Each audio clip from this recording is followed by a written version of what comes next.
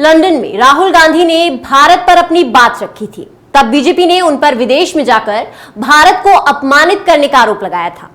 अब 86 दिन बाद राहुल गांधी ने अमेरिका के सैन फ्रांसिस्को में पीएम मोदी और भारत पर अपनी बात रखी है।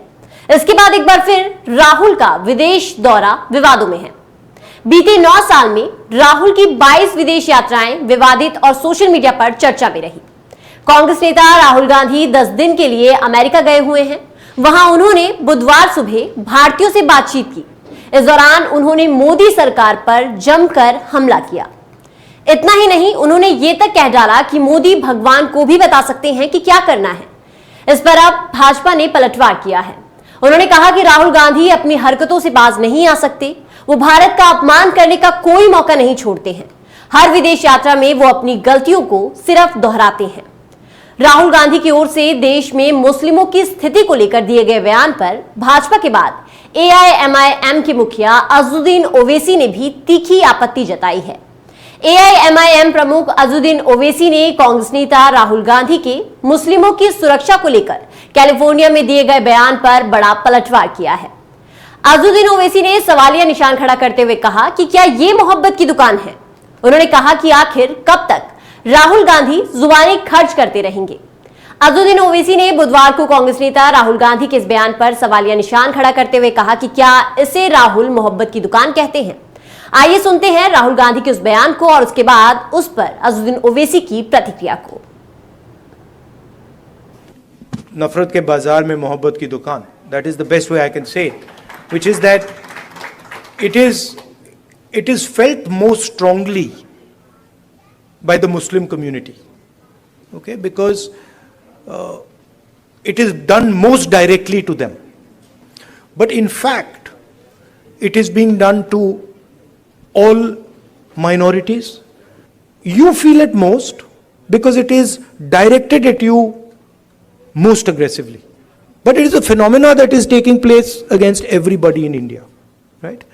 And you cannot cut hatred with hatred. It's impossible, right? You know that. You can only cut hatred with love and affection. Also, I'd like to point out another thing. This happens periodically in India. What is happening, for example, to the Muslim community in India today happened to the Dalit community in the 80s. If you went to UP in the 80s, the Dalit community, what is happening with the Muslims was happening with the Dalits there. So periodically this type of stuff happens and we have to challenge it, we have to fight it, and we have to fight it with affection, not fight it with hatred. We will do that.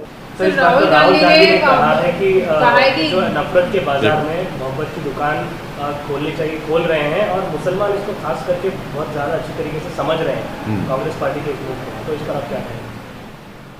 उनको जाकर अशोक गहलोत को सिखाना चाहिए। जब जुनैद नसीर की हत्या हो गई तो उन 15 दिन लगे उनके कांग्रेस के मुख्यमंत्री को पीड़ित परिवार से जाकर मिलने के लिए, और उनको एक्सग्रेशिया मिलता है 15 लाख, दूसरों को मिलता है 50 लाख। उनको जाके बताइए, आप उनसे पूछिए। छत्तीसगढ़ में आपकी सरकार ने एक धर्म संसद स्पॉन्सर किया जिसमें महात्मा गांधी को गाली दी गई, वहाँ बताइए आप।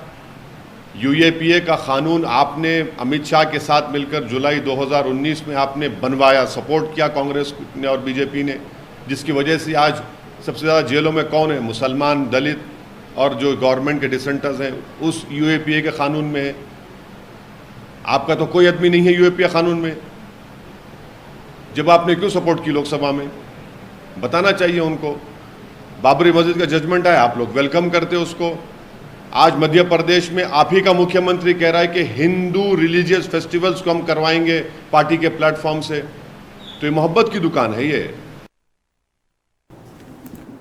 तो ये थे अजुद्दीन ओवैसी, लेकिन इससे पहले बीजेपी के कई नेताओं ने राहुल गांधी के बयान पे रोष प्रकट किया है। वहीं केंद्रीय मंत्री अनुराग ठाकुर ने राहुल गांधी के बयान पर पलटवार किया।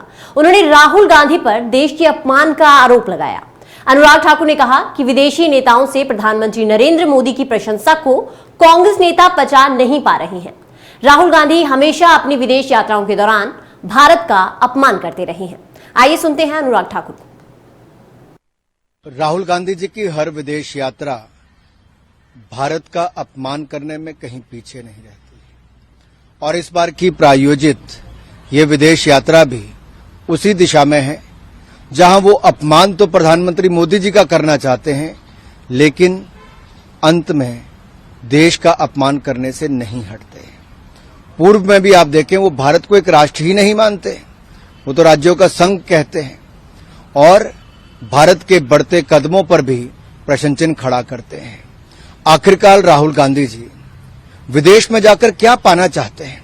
इस प्रायोजित कार्यक्रम के अंतर्गत वो क्या प्राप्त करने गए हैं? क्या देश के ऊपर कीचड़ उछालना ही उनका एक काम रह गया है? अंतर देखिए, जब जब राहुल जी बाहर गए तब तब उन्होंने देश के ऊपर प्रश्न चिन्ह खड़े किए, देशवासियों के ऊपर प्रश्न चिन्ह खड़े किए और मैं एक तरह से कहूं, जो साख भारत की आज पूरी दुनिया भर में बढ़ रही है उसको कहीं ना कहीं गिराने का काम लगातार राहुल गांधी जी करते हैं। कांग्रेस नेता राहुल गांधी ने लोकसभा की सदस्यता से अयोग्य करार दिए जाने को लेकर भी बयान दिया। अमेरिकी दौरे पर गए राहुल गांधी ने बहुत सारे बयान दिए जो कहीं ना कहीं बीजेपी नेताओं को कहीं या फिर बाकी राजनीतिक नेताओं को कहीं तो उनके लिए वो बयान नफरत का जो रुख इख्तियार करते हैं। अभी राहुल गांधी की यात्रा लंबी है और अभी देखना होगा कि राहुल गांधी के और कितने बयान सामने आते हैं जो बीजेपी नेताओं को देश का अपमान लगेंगे।